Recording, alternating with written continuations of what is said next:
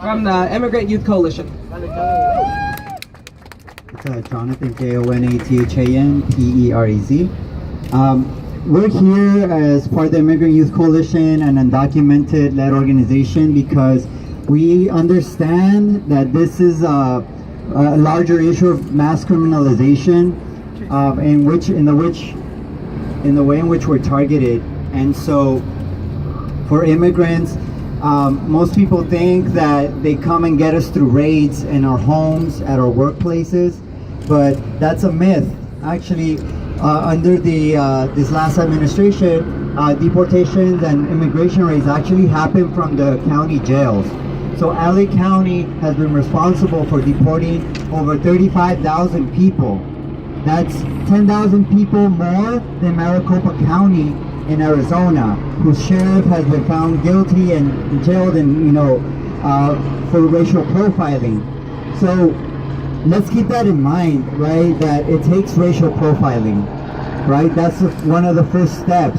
And so when you look at the immigrant community, we look at the statistics. For example, if you're a black immigrant, you are 5 times likelier to be detained and deported, and way likelier to be indefinitely detained, meaning you don't have a way out unless you can bail yourself out, which bails in immigration work differently, right? You can't just pay that 10%, you have to pay the amount in full.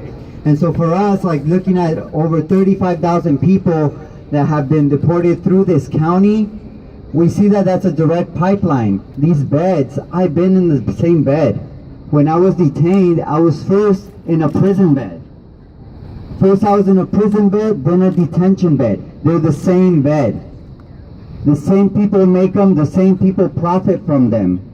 And so for us, we're here because we're trying to propose a different solution.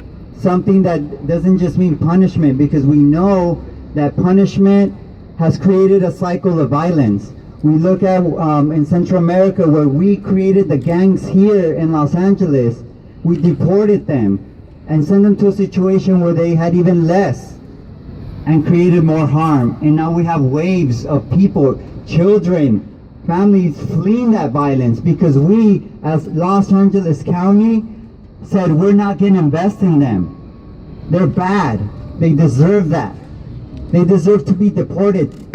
And who cares if they die? That's what we're talking about. We're talking about a lack of investment in this community.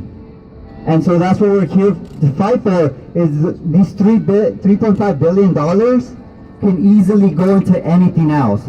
Housing, healthcare, mental health services, because I'll tell you, if you don't have mental illness when you come out of these jails, you will. You will.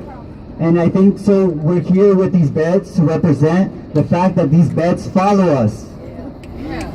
The depression, the PTSD, the insomnia, the anxiety, these things follow us in our daily lives, and then we get criminalized because we act on those illnesses, those conditions that have been created, those traumas.